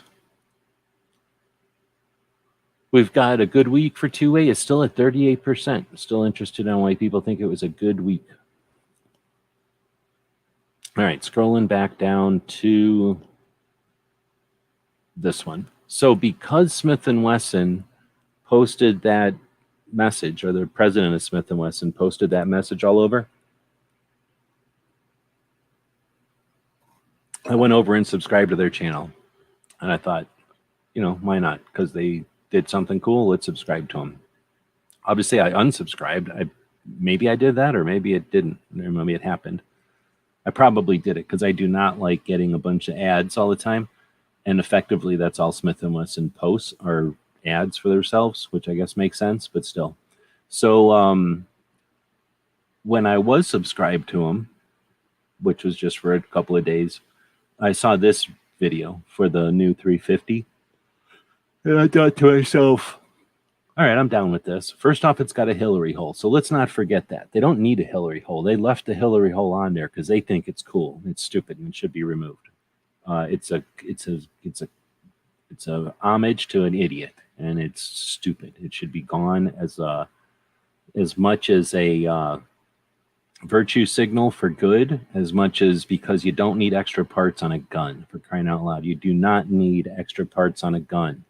There do not need to be extra parts on a gun. So you don't need that stupid thing. And it doesn't do anything. Nobody uses it. It's not safer. It adds to the complexity of the manual of arms. It makes the gun more difficult to use. It adds more parts. It adds more opportunity for failure. It's not safer. It's a thing to do for idiots. All right, so I've said enough stuff about this stupid ass Hillary hole.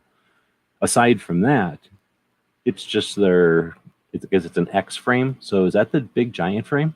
I don't even know. I guess that's the giant frame. The 500's in or whatever. But I don't know about this 350, but I'm down with it. So I'm interested. I don't know if people have had shows about the 350 and I just didn't pay attention because I don't usually pay attention to that kind of stuff. But when I looked at this, I was like, oh, that's interesting. So it's in this 350 caliber. And I don't know nothing about it other than I like to see new calibers hit the scene. So I don't know. I'm gonna be curious, and I'll be paying attention now to see if people talk about this 350 and how long it's been around and whatnot. Otherwise, I'm unsubscribed to Smith & Wesson, and I probably won't be bringing up Smith & Wesson stuff in the future. So rare opportunity for me to talk about some gun that's new. Otherwise, I wouldn't want that gun because it's a big, obnoxious, too big of a gun. But if it's for like a boat or something, or I don't know, you needed a big, obnoxious gun to carry around, like a shoulder holster. The thing is, my question would be to people that know about this 350 caliber, why isn't it an 8-shot? I mean, it's a 7-shot. I guess that's pretty good in an X frame because most of the time you're going to get like a 5 or 6 shot in an X frame because the cartridges are so big. But I don't know. I think that's the advantage, right? Having a 7-shot X frame. So you have a big giant revolver with a lot of shots where normally your big giant revolvers have giant cartridges that only have a few shots in them. At least I think that's the deal. I'll talk to Clover about it next time he's on. He's not going to be on tomorrow. So if anybody listens tomorrow for Clover, he's not going to be there tomorrow. Let's see. Polite Society had Charles Heller on, and I forgot to put the image up here, but Charles was on Saturday. The Weekly Bullet is the Second Amendment Foundation's weekend edition of their daily podcast. We could have a discussion on whether or not the Bullet is all that great or not, but it is daily and they are doing it and they are progressing along at a pace. So they typically have the same people on and they talk about news of the day, but they do interact with the conversation in the. Can you hear her over there being rude? They do interact with the conversation in the YouTube. So if you do want, or in Facebook also. So if you do want to be part of the show, that is possible. But that being said, they had Charles Heller on, and normally you don't get Charles Heller on because he was like going on the internet. So that was pretty cool. They talked about Charles being the recording, or the person that's recorded the Gun Rights Policy Conference and run the audio board since 2002. She's effectively been sitting over there, just as an aside. She's been sitting over here on her little pad thing that she sits on, like upside down with her feet in the air, like if she was dead or something, for the entire show. So for as long as I've been sitting here blabbing, she's been laying on her back, probably with her mouth open. So she woke up and started gagging and choking over there, which I believe is rude. Let's see. I guess G23 is taking off for the night. He'll be doing a live show tomorrow, usually. Check that out. Long format show focused on guns and often Second Amendment topics.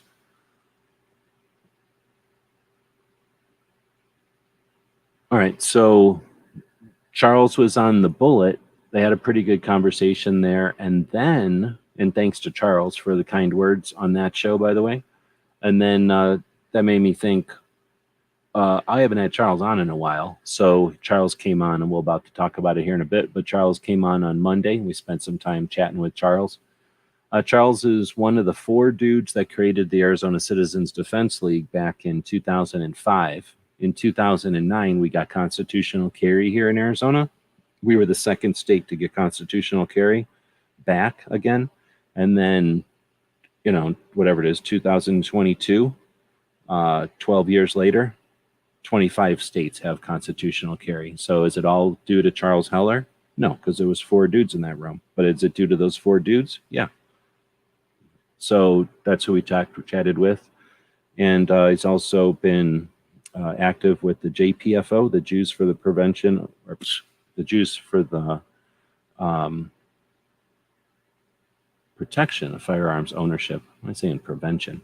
And I haven't said it in a while, JPFO. And then Charles is also host of his own show called Liberty Watch Radio, and America Armed and Free, so that government remains servant and not the master. That's the way Charles would talk about his show. And then Liberty Watch is Liberty Watch is so that the government remains servant and not the master. And then America Armed and Free is everything with a muzzle, a nozzle, or a blade. And I think he puts nozzle in there because he likes boats. So anyway, Charles is pretty cool. You don't get to hear him very often on the internet. And it's cool to see that the Plate Society people had him on. And mostly they were chatting up, news of the week, of course, but then chatting up the Gun Rights Policy Conference, which, as we said, is coming up at the end of September into October, that weekend. All right, next up is Cake Bun Works. Does a couple of shows each week. They've been recording shows while Toby's going to be not out of work. Oh, thanks for the super chat.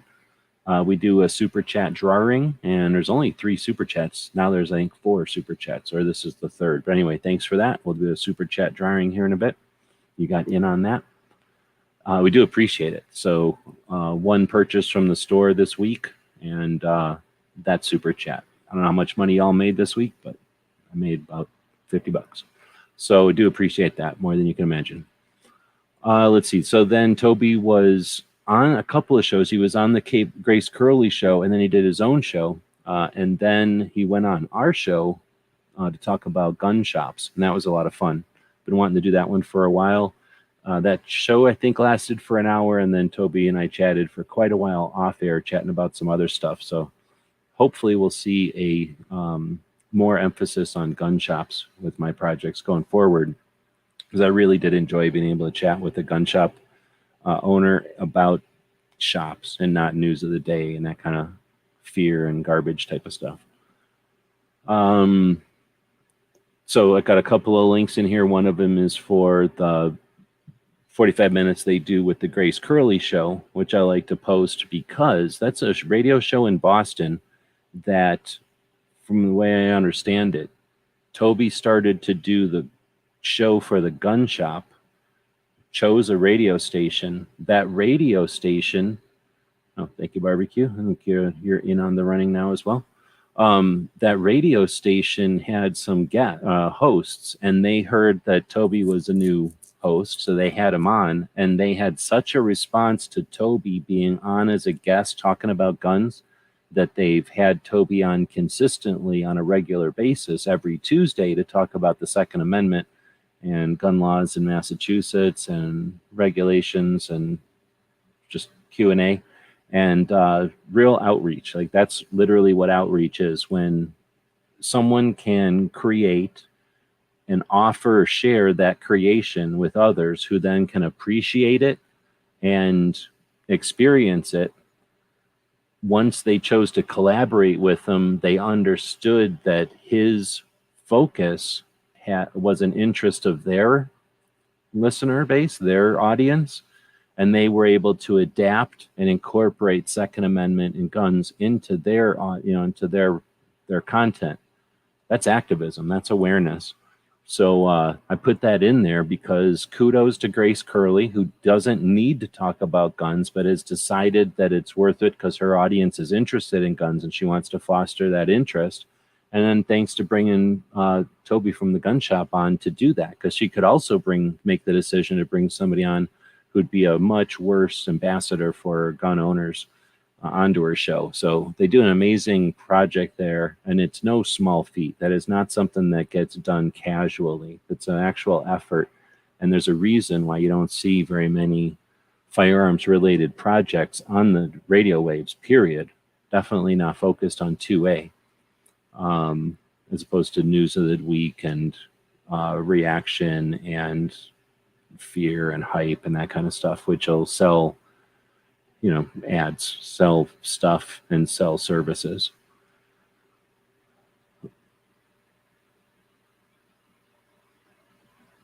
Yeah, that's confusing for Charles, but Charles existed, and then Dick Heller from DC came along in 2000 whatever, but it was quite a few years after Charles had established himself as the one that created the Arizona Citizens Defense League.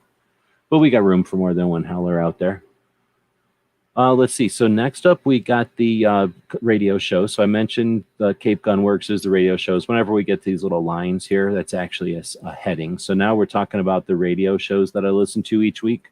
And there's 4 of them. The Cape Gun Works does 2 shows, and then Come and Talk It is the 3rd. They do a show every, actually there's 2 more. They do the show every Sunday at the same time as Eye on the Target Radio, the Polite Society broadcast, Amanda Suffolcool and her brother, as they do the Eye on the Target Radio. Eye on the Target Radio is the only female-hosted syndicated radio show about firearms. There are 2 other syndicated radio shows, I guess 3 if you count Toby's, but none of them are hosted by a female, so it's pretty neat. And they both stream, both Come and Talk It and Polite Society stream on YouTube live while they're broadcasting, which means that when they go to commercial breaks for their stations, they go to weird, not live feeds from their streams on YouTube. You'll go insane listening to Eye on the Target because they only play the same mind-numbing break fillers that are horrible. And then Come and Talk It offers maybe a wider selection of the same stuff. So sometimes Come and Talk It will be more interesting and creative. So if you're going to be listening to something during a commercial break, you'll know what I'm talking about. But these both go live, and they both deal with the comments. Eye on the Target will incorporate the comments into their show. Come and Talk It won't. And or they don't, well, I haven't seen them yet.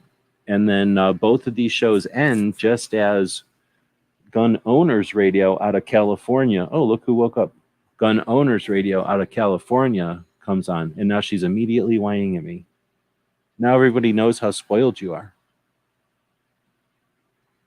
I think that's spoiled, to wake up, and because she's got a dry mouth or whatever, she's whining at me, and she's got a full bowl. I'm not going to push your bowl over to buy you. So Gun Owners Radio comes on for 2 hours after these 2. So if you're listening on Sundays and you've, I tend to work on some computer projects during that time. You can kind of turn down the commercial on one, and they don't always line up right away. So it is possible to listen to a couple of these shows at the same time. I know a couple of other people do it. Yeah, you can tell sometimes when they got each other's nerves. Like when the puppy came in that one day, like Amanda was getting a little bit worried about how the puppy was interfering with their show or whatever, although puppies make shows better. Usually when they're not spoiled. Oh, look who got up now. Well, evidently she's going to start getting antsy. We got another line here. That indicates we're getting into the military. And a couple of military interview podcasts I listen to each week. This week was epic. Freaking epic. So I don't know what's going on with Combat Story. He's been off air a little bit. But there have been good things to listen to with Combat Story. So there's always good stuff there. One of these days I'll go back and do a best of for each of these podcasts. But this week we got 2 from Team House. This one from Team House was last week's. I probably talked about it last week because it happens right before this show. So last week it was the guy who ran CIA for Afghanistan during Charlie Wilson's war. That's what I'm talking about. So the guy who brought stingers to the what are they called? The Majuda. I can't say it. But the guy who brought the stingers to the guys in Afghanistan to wail on the Russians in their Hind helicopters, and then brought the Mahdi AKs from Egypt. That my parts kit is up on Pot of Gold Auctions, by the way. But the guys that brought the CIA that bought the Mahdi AKs off of Germany or from Egypt that were shipped through Israel to Afghanistan so that they'd be unmarked, naked AKs being used against not Mogadishu, something Hadin. Mashudai, I'm not going to be able to say it because you got to say it fast, and it's an Afghanistani word, and I'm not going to be able to say it while I'm talking. The ones that we gave the stingers to that shot down all the hinds. Anyway, it's an interesting conversation. That one lasted for just about an hour. They've talked before, but it was a pretty good conversation. This week, I listened to most of it and fell asleep for a little while. But this week, I'll be able to listen to the end of it again. This week, it just ended a little while ago. This week, they talked to aerial gunner from the guys one of the aerial gunners that's been in almost every flight of the AC-130 gunship since its incarnation in the 70s.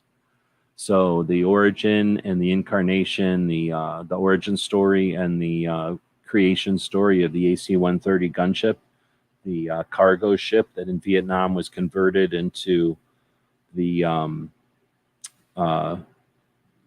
Magic Dragon, which would basically throw a bunch of artillery and heavy machine guns into a cargo plane, open up little hatches in the side, slowly hover and unload ordnance into bad guys. Pretty fun. And the dudes that did stuff in Vietnam did not pay attention to safety and then figure out what they could do. They did whatever they did, and if the aircraft broke underneath of them, they did it slightly different the second time until they figured out how to do things that the aircraft didn't quite break all the time when they did it. And then that's the level they worked with. So it's super interesting. Then the AC-130s have been used in lots of operations, and they talk about how they were mothballed and brought back, and eventually just acknowledged and kept. Super interesting conversation. Always worth listening to the Team House. Then Ed's Manifesto does a podcast now, and they finally came out with the OG Pumpkins episode. So it's episode 4 of the Manifesto Radio. Definitely worth listening to. He records in Tijuana, so everybody has to go to Tijuana to get to be on the show. And then they go around and do stuff. So it's interesting, super interesting. One of the best podcasts that's happened, and definitely cutting the edges of, the podcasting arena. Then we get into our stuff. That's next little line starts talking about our stuff. So we're about 90 minutes in. Eventually we'll get this down to an hour or less. If I quit rambling on about stuff, maybe I could do that. And then we could talk about the industry a little bit on Fridays as well. But we had a bunch of cool stuff. I kind of already mentioned a couple of these things.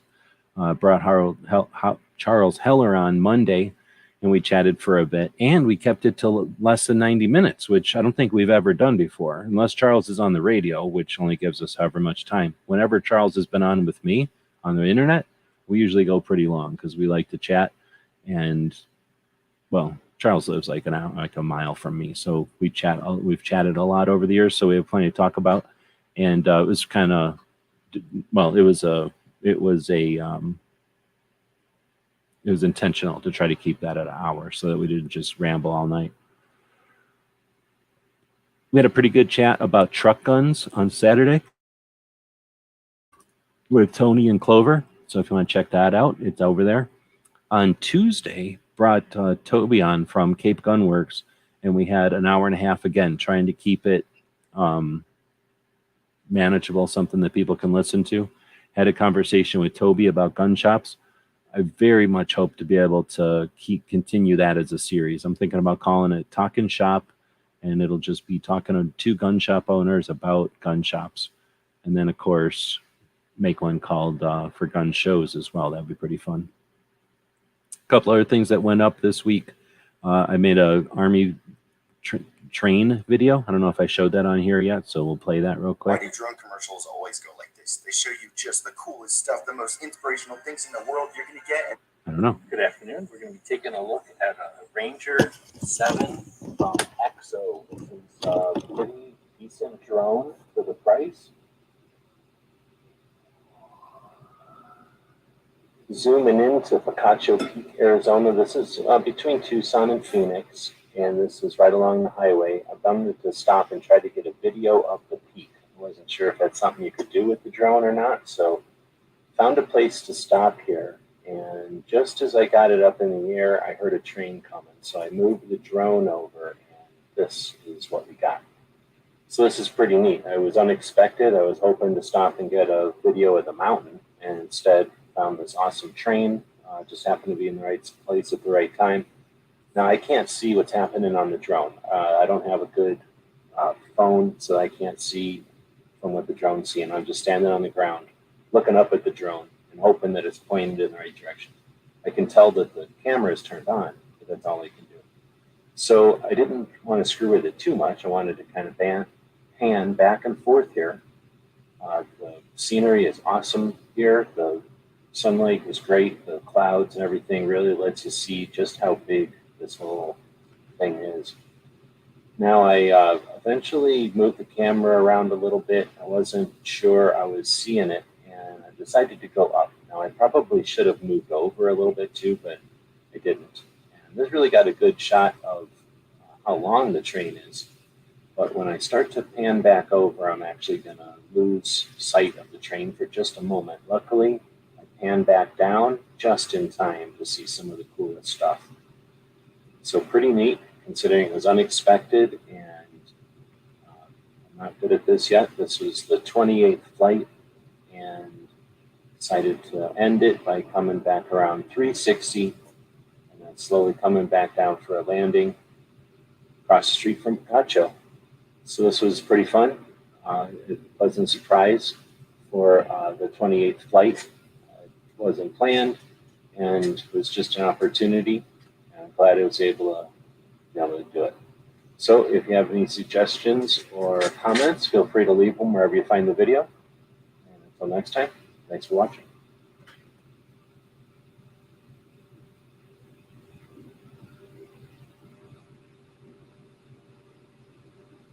I like to land it on top of the van like an aircraft carrier. So that's how we landed this one. Let us know what you think. It's a little bit easy, a little bit difficult, but it's not too tough once you get used to it. Looking forward to comments and video when it's out there, wherever you find it. Until next time, thank you for watching.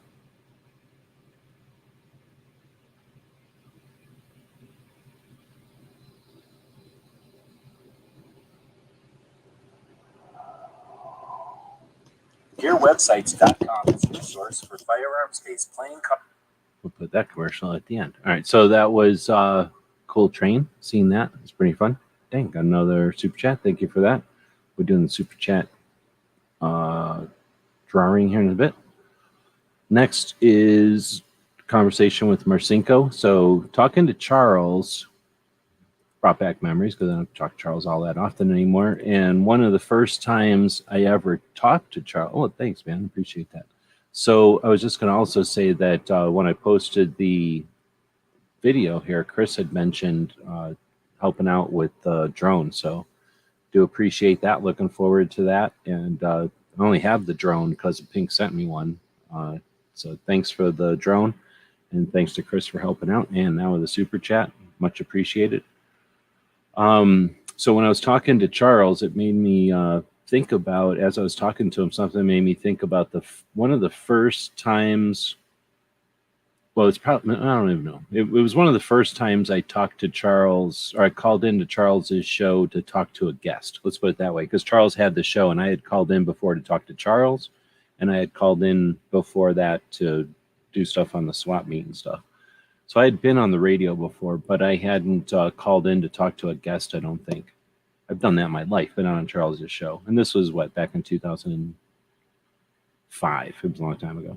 So in 2005, Richard Marcinko was on. And if you don't know who Richard Marcinko is, he is, he's gone now, he's passed. He was a Navy SEAL during Vietnam. So he was a Navy SEAL when the Navy SEALs had changed from, what were they called? UDT, underwater demolitions teams, UDT teams, and was transitioning into being SEALs, more multifaceted special operations than strictly underwater demolition. And his performance and his reputation from Vietnam after the war gave him abilities and gave him opportunities, I guess that's the word, to do a lot of interesting stuff. So one of the things that Richard Marcinko accomplished was the creation of SEAL Team 6, the counterterrorism portion of the Navy, which is the SEAL Team 6. Richard Marcinko is the guy that created SEAL Team 6. He also did a ton of other things, and then eventually, once he retired from the Navy, wrote some books. So for me, those books mean a lot for lots of different reasons that I won't get into, but being able to talk to Richard Marcinko back in 2005 was super cool. Super, super cool for me. A friend of mine, one of the people that created gun websites, was also a big fan of Richard Marcinko. So when I was able to call in, one of the reasons I recorded it is so I could show Greg or tell Greg about it. And because of this conversation, I'll play it here in a second. Because of this conversation, whenever I went to SHOT Show the next year, Marcinko knew who I was. And ever since then, I was able to hang out, well, not hang out, but, say hey to Marcinko, and he'd know who I was and say hey, and we'd chat a little bit. So super, super cool opportunity that I was able to get because of Charles. So this made me think of it. We chatted a little bit about it on the show, and then I found this video from 2005. So this is what it was like back on, oh, I guess I don't need to open the image in a new tab. How about we open the link in a new tab? This is what it's like back on the Gun Websites YouTube channel back in... The drip plugin instantly turns your rough metal... Back in 2005. And I posted this in 2009. 30,000 listens. Back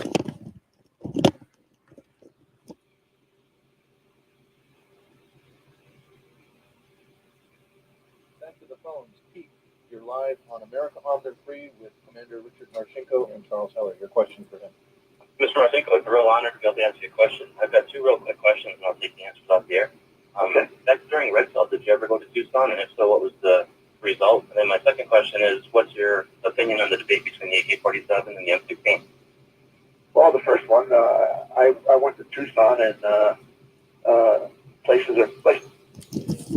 So Red Cell, one of the things that Marcinko was tasked with after accomplishing so many other things was the chief of the Navy basically said, I'm concerned that we don't have enough awareness of defense. So he tasked SEAL actively, or Marcinko, to take some dudes from SEAL Team 6 and do mock penetrations of our own defenses, of our own vulnerable facilities. So Red Cell was a project where Marcinko would dress in non-standard grooming, non-standard grooming, whatever, wearing beards and getting all sloppy, effectively walking backwards through the exits, throwing cats and mice and stuff over fences so that anything with like heat sensing would be turned off as a nuisance, and then just walk through and do all these crazy things to penetrate the human side of our defenses. And in the process, created a lot of black eyes, really got a bunch of people mad at him, and got the Navy aware and less complacent. So Red Cell was an interesting project, and I've always been a fan of, effectively being a pro or a good guy,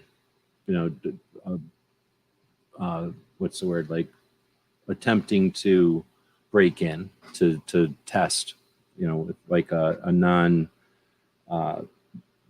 announced test of your defenses and stuff. So really interesting. And then because he became a writer, he wrote about that whole episode. So asking Marcinko if he ever did anything in Tucson was asking effectively if he'd ever gone into the silos, the nuclear silos. We have 18 Titan II intercontinental ballistic missile silos in Tucson. So I was curious if they ever infiltrated a silo.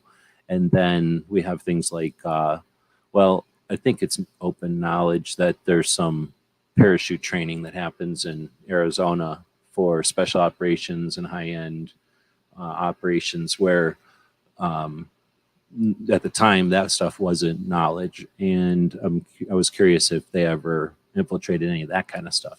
So irregular tactics, how do we red cell 2A? Oh, that's interesting. That would be a whole nother conversation. So I'm going to go back to it though. So I just wanted to set some, I was asking him about if his project had ever infiltrated anything in Tucson, because there's lots of interesting sensitive stuff in Arizona, specifically Tucson area. Around Tucson, down in Pachuca, down the border, it's like most of our cities in a free society.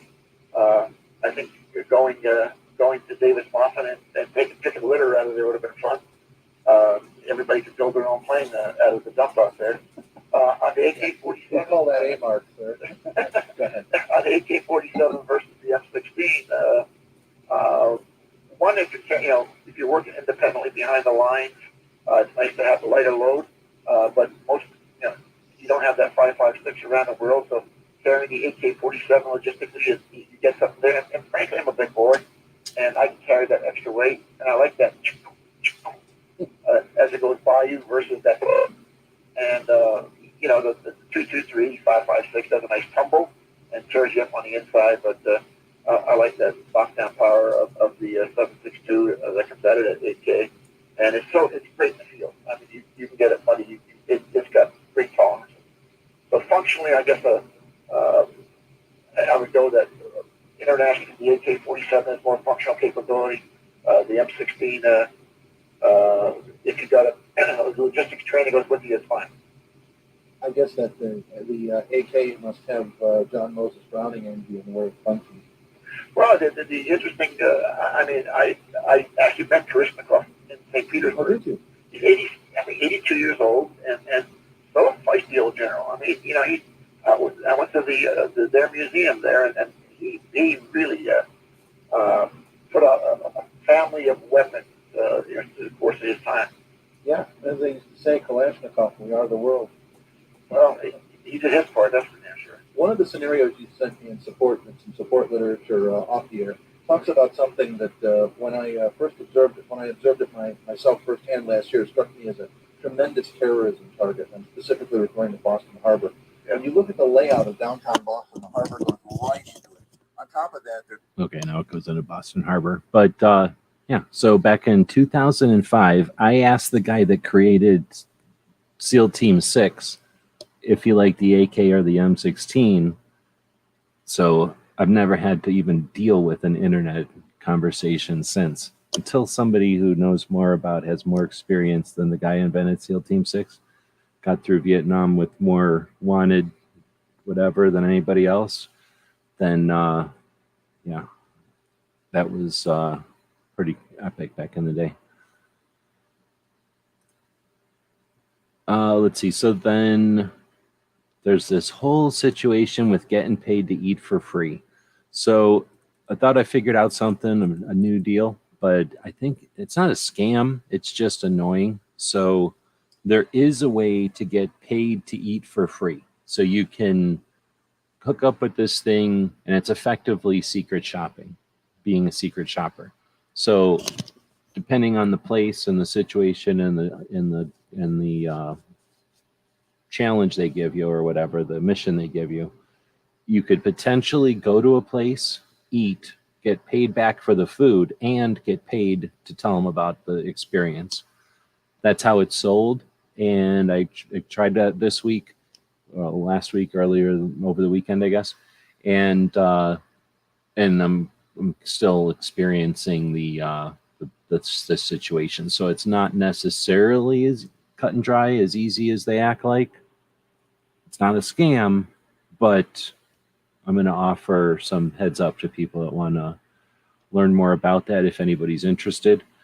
You're not going to make $1 million, but you can get some free food and get paid to tell them about how you liked it or not. The food and the service, secret shopping. So I posted that in here. It's not on all the other ones because it's nothing to do with guns or whatever, but it's kind of rubbing me the wrong way. And I definitely want to let Patreons, people that are paying attention to what we're doing, if they're thinking about something like that, I'll give you some heads up so you don't fall into the same pitfalls that I did. All right. Otherwise, that's the week in 2A. We'll do the same thing on Sundays, hopefully a little bit shorter. I'm really hoping to get this into a more useful package to make it so I can add some extra pieces to the end, really. But on Sunday, just so it doesn't take so long. So again, it's more useful for people that want to monitor, use it as a monitor of what's going on. So give me some feedback. Right now I'm putting a lot of editorial in there.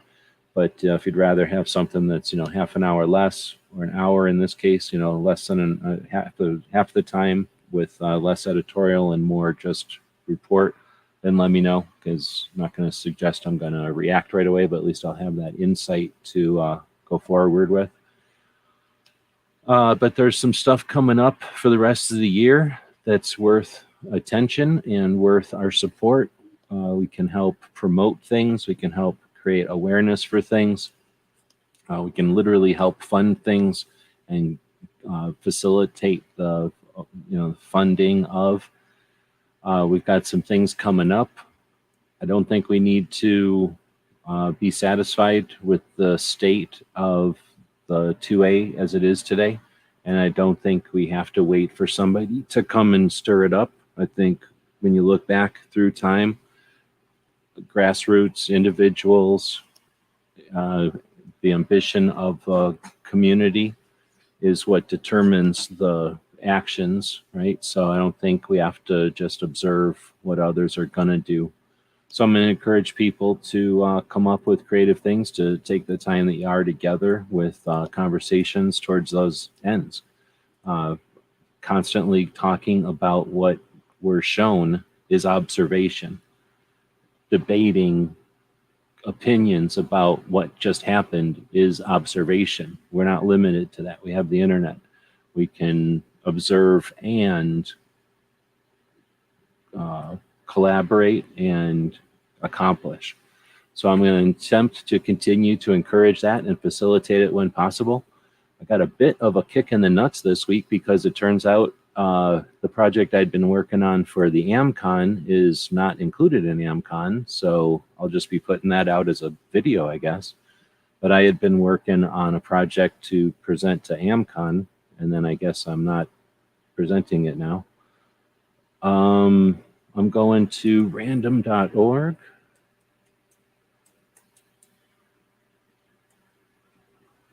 And I'm going to jump over to YouTube. I need to open up YouTube. Wait a minute. Open up YouTube in a new window. Take that window over here for privacy.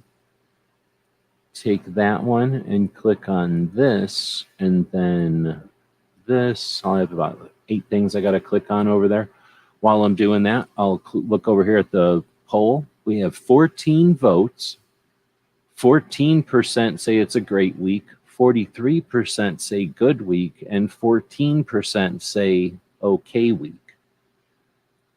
I don't know. I don't think anything good happened this week, did it? I'm going to go back and look at the overall. I think I'm voting okay this week. I really think we had opportunities again. There's no major campaigns to call senators. There's no push awareness, promotion of any of the pro 2A stuff. Isn't there something to get rid of the NFA out there right now?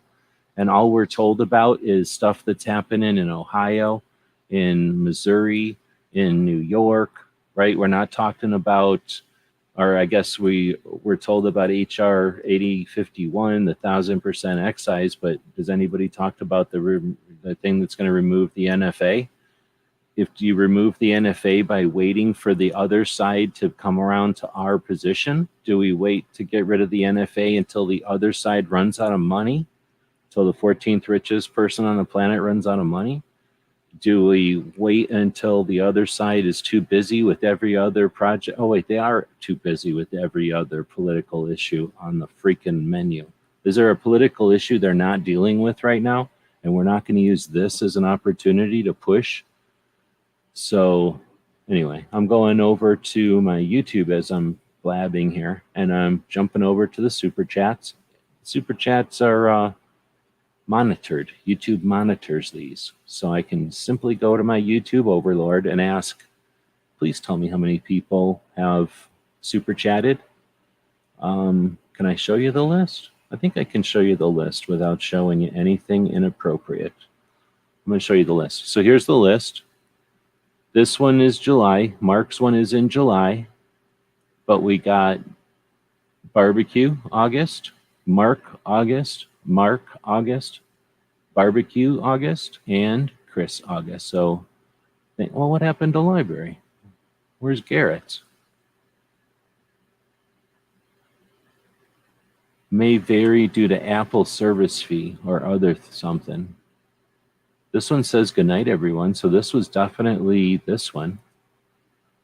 This one says $2 for 2A. That's this one. Huh. How messed up is that? Oh, maybe Garrett is on the other channel. Is Garrett on the other channel? I bet you that's what it is. Let me go look over here. Yep. Do you see Garrett? No. But if we jump over to here and we go to the Daily Gun Show channel where just 2 people are watching and open it up over there, and we go. There we go. Mystery solved. Well done, Scooby.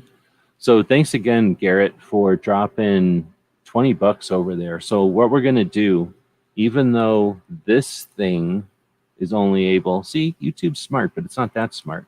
It's only able to get us 1, 2, 3, 4, 5 of the 8 super chats that came in this month. But what we'll do is we'll count those 5 barbecues as number 1, 2, 3, and 4. Mark is 2 and 3. Chris is number 5. Garrett is 6, 7, and 8. See how that works? 6, 7, and 8. And I don't think you get an advantage by being in a row. I don't think. So anyway, thanks everybody for that. That is 50, 60. That's like $70 in super chats. So I do appreciate that more than anybody else who gets super chats. Trust me, that is paying bills. And we're going over to random. And I'm putting in the number 8 and hitting generate. Shit, I got to remember how I said this. It would have been a lot easier if Garrett won, but instead, oops, what am I doing? This goes over here. Instead, this is how it went down. Here we go. 1, 2, 3, 4. Barbecue. Barbecue won with a $2 super chat. So thanks to everybody for dropping the $70. Barbecue threw $2 on the table. So basically, it's like there was a bunch of people at a high stakes craps game. And then right before, some chick with really big boobs and kind of giggling was like shaking these dice, and everybody was paying attention to the dice.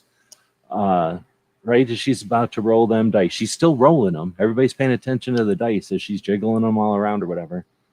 Barbecue walks up and drops a $2 bill, and on the double sixes or something, and then bam, she rolls a double sixes.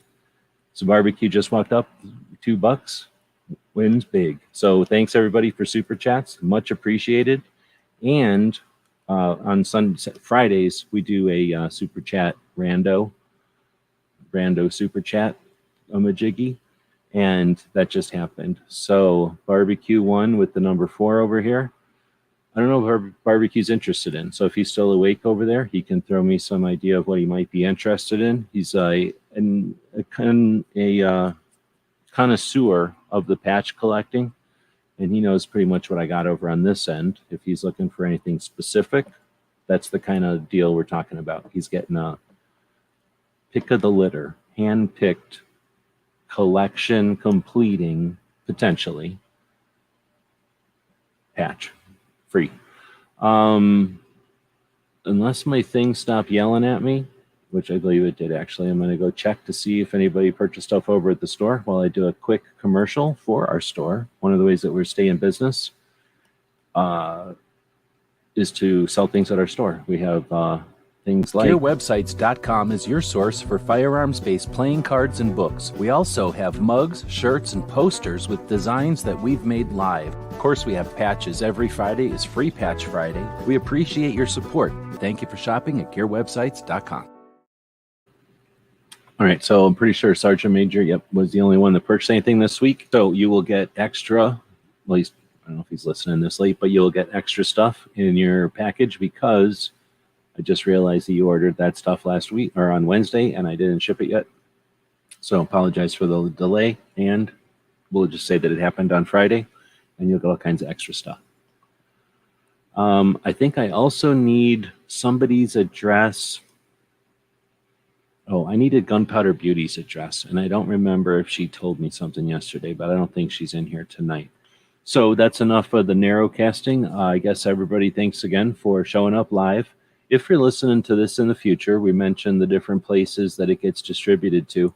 If you're listening to this in the future, we're going to recommend that you give us some feedback. I do get feedback on UGETube occasionally. Boyd's got his stuff. Thank you very much for giving me the feedback. I get feedback on UGETube. I rarely get feedback on GunTube or on GunStreamer. I do see a lot of views on the other platforms, but you never know if those are views or if those are randos clicking around.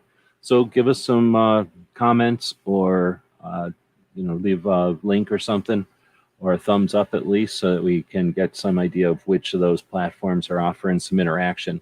We put them out there to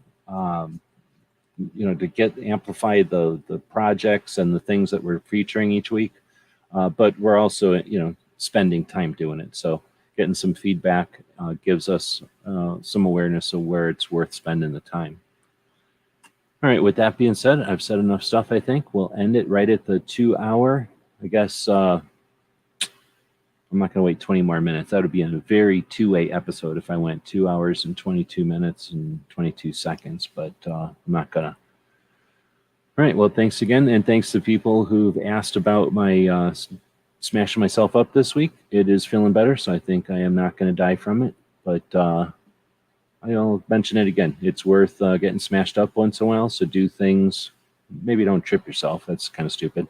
But feel free to do things once in a while that are risky. Get yourself smashed up. You can recover from it, and gives you some perspective in a way.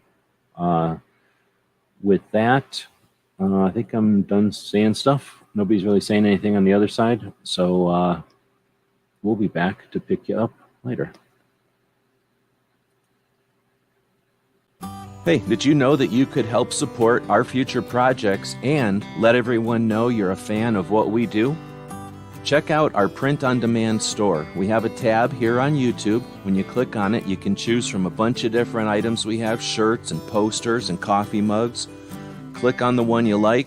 When you find the design you want to put on it, choose a color and a size if it's appropriate. And when you purchase these items, a portion goes to help fund our future projects. We really do appreciate your support. You get some cool stuff. When you get that stuff, post pictures here and on other platforms, and we'll hook you up next time you order from our Gear Website store. Thank you for your support of GunWebsites.com.